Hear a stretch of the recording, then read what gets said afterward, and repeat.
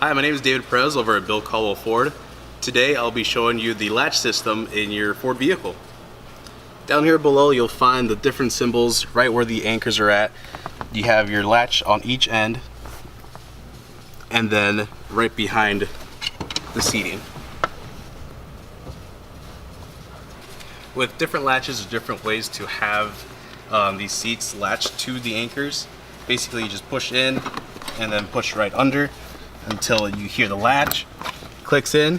And of course, being able to position the car seat in the right position. Latch that down, then you have your rear latch, which I'll get to here in a second.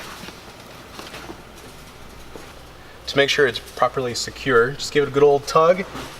Make sure the latch is right under there too and clicks in. Pull right up,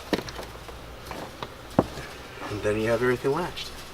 With all the latches connected and secured properly, making sure you wiggle the car seat a little bit just to make sure it's properly secure. Follow your guidelines to your car seat on the other end or each end to make sure that the vehicle car seat is positioned right. If you have any questions, my name is David Perez over at Bill Caldwell Ford. Thank you for tuning in. You feel better in a Bill Caldwell Ford.